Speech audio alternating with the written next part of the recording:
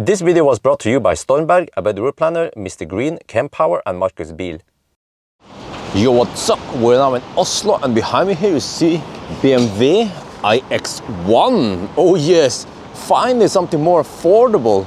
So it's like the little brother of the BMW iX3. You can see it's a bit shorter, but space-wise, it's actually quite similar. Okay, I feel like, you know, the iX3 is longer, but then the hood is just longer. Here we have a shorter hood, and then the space for the cabin here is still okay. So I can show you, yeah, this is what it looks like in the back. Voila! We have some brown leather, and then the front looks like this. So it has a little different design than I've seen before in other BMWs here. For example, the door handle here, and then maybe for the first time, we see this bridge design, but actually this is similar to the i3 kind of, yeah. So yeah, I'll show, oh, what the heck, okay. I'll see, wait, do I need to resume? What happened to the navigation? Yeah, I'm linked to a different user. Yeah, I need to switch user because the key fob has been linked to the Morten, and then I cannot unlink that one. And every time I enter, it will switch back to Morten, so I have to switch to my own account. All right, but here's the plan today.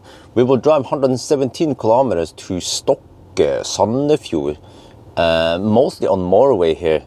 So yeah, supposedly we can reach there with 58%. Can we do a round trip though? This car has a VLTP of up to 440 kilometers, so it should be able to do this trip just fine, right? Well, I guess we'll see. So I'm just topping up now. We're taking 4 kilowatt hour per hour. We're at 99%, but I think this is fine. Well, okay, well, yeah, we're done. Let's go.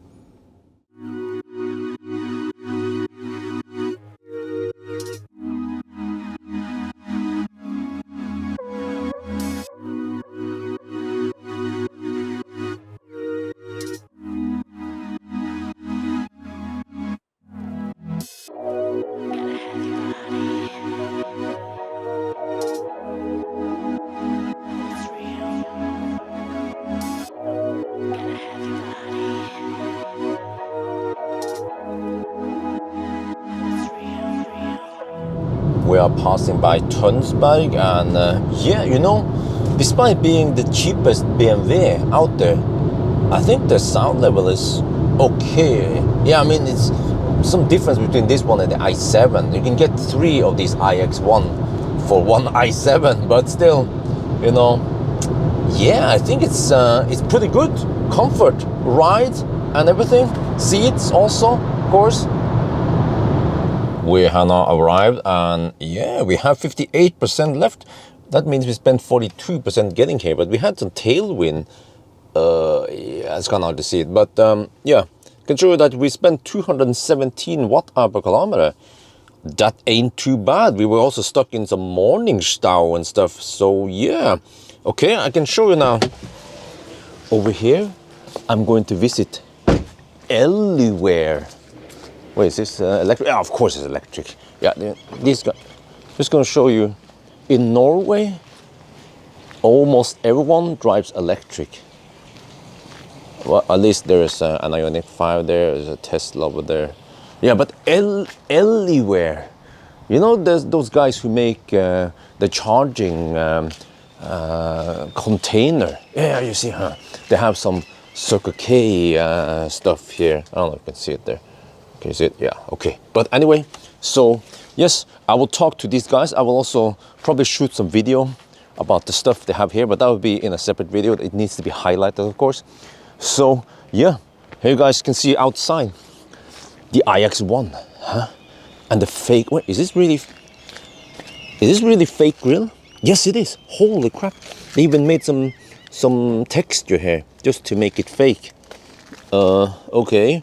Well, I've seen the picture of the new thing. The new thing is probably going to be smaller and slicker and more streamlined. And then maybe one day BMW will get rid of the kidney grills, or they will go back to the old school kidney grills that are a lot smaller. Yeah, how about that? But okay, so let's go meet this Elywhere guys. I'm gonna show you guys this. You might see this for the first time ever. Yes. Yeah, it's going to be like a behind the scene before the grand premiere. It's a made in Norway. All right, I'm done with the meeting now. That was actually many hours here. So they have a pretty cool, well, it's just a factory, but everything is handmade for now. But this product over here that they make, the Elywhere, so it's really something. I can show you guys a logo. They make, it's a charging container with batteries. So I need to cover that in a separate video because it's way too extensive. But okay, back to the BMW. So now we're going to travel home. The car has been sitting here. Actually, I did not preheat. I want to see if we can make it back home in a single charge. Okay, so we're still at 58%. And interesting, if we go here and you go to route overview, the car estimates we will arrive at 16%. Oh, but it's 3 in the afternoon now. Okay, it's kind of cold in the car. I guess we just keep going back home. And we will probably have headwind now, plus some massive rain supposedly, or maybe it's over, I'm not sure. I guess, let's go.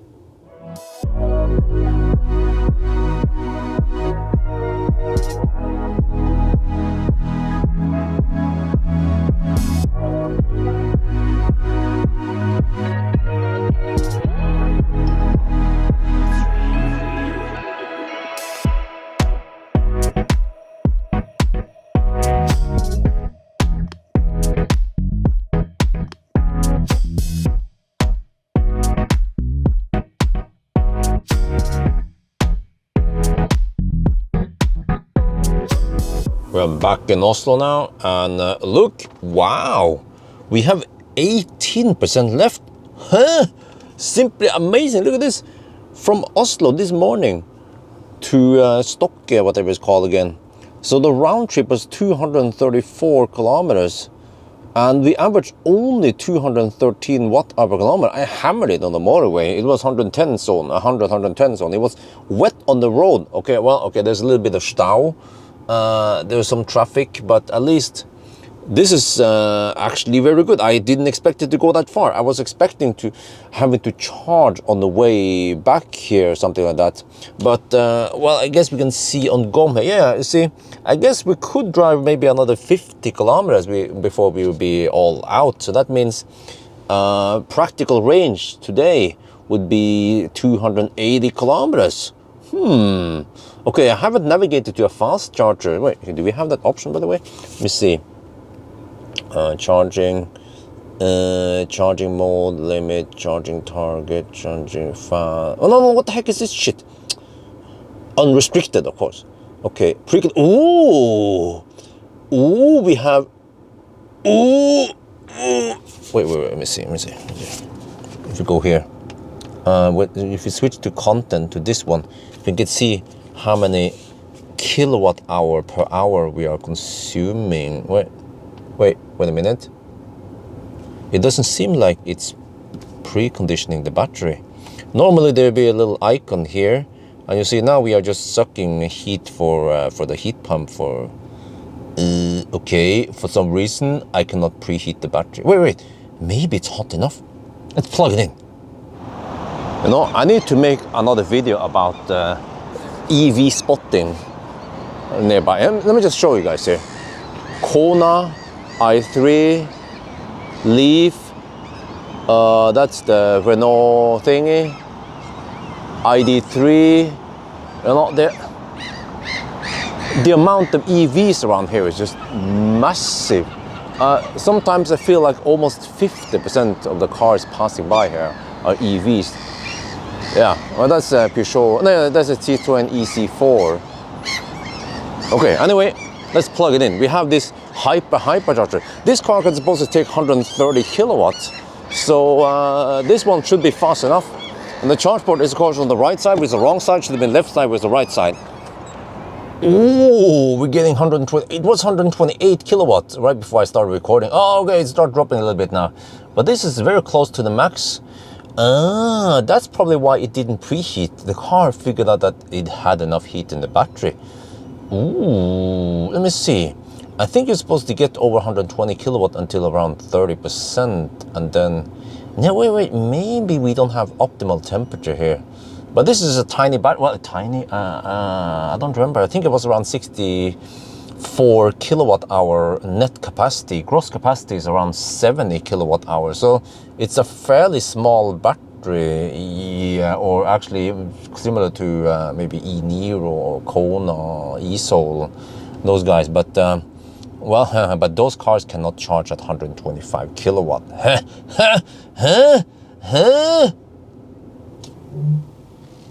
Look, just like all the cars that comes out nowadays, they have 360 camera. Except for some American brand that starts with a T and ends with an A. Okay, but see here? And then well, you can go forward. You see, yeah, I think we are in. We're in! Yeah. And now I will explain why charge port on the right side is the wrong side and the left side is the right side. You see here, this is a charging station, not a charger. The charger is probably under the hood here, the onboard charger. This is a charging station. So you see here, normally if I have a Tesla, I'll be plugging in like this and then I just leave. Now I have to dig around like this. Okay, get the cable out, right? Move it over here. Pull the cable. Man, look at this. It's too short, man. Oh, it's super clumsy. You see it? Dude, oh, open it. And it's also manual. There is no motorized stuff over here. And then we plug it in. And then, can I take the shortcut over here? Well, I can try. But, you see? No, I can't do that. I can't do that. So, after I plug in there, then I have to walk over here. Well, remember to not trip over the cable here. And now we are done. Yeah, it's super clumsy. I mean, oh yeah, I forgot. You buy this car so you can street charge it. I mean, if you can afford a BMW, you don't buy primarily to street charge. You buy it so you can charge at home, right? So yeah, but you know, I was pleasantly surprised that this BMW, which is a boxy, I wouldn't call it the SUV, I call it a crossover, and it's based on a fossil platform, it still performed well. It did not coldgate, and it actually was not too thirsty, despite having some kind of fake kidney grill. And yeah, you see, this is just fossil design, everything here. But you know what? I think what BMW does well is that they have efficient drivetrain. The drive coefficient might not be the best, but the drivetrain, from what I've seen in many different BMWs, the iX and the i4 and you know all this, it seems to be efficient, and that also helps. There are some cars out there, for example, the Xpeng P7, they brag about good aerodynamics, but by the end of the day, the drivetrain was inefficient, so the car also became somewhat inefficient because of that. So yeah, it was a different test, because I feel like some of my audience, they are a little bit bored of my typical range test, 1,000 kilometer challenge, banana box test. It's very standardized, so this time at least there was a little bit different content, a little bit different landscape. So I think that's going to be it for now. I hope you guys enjoyed this video. As always, thank you for watching, and talk to you later.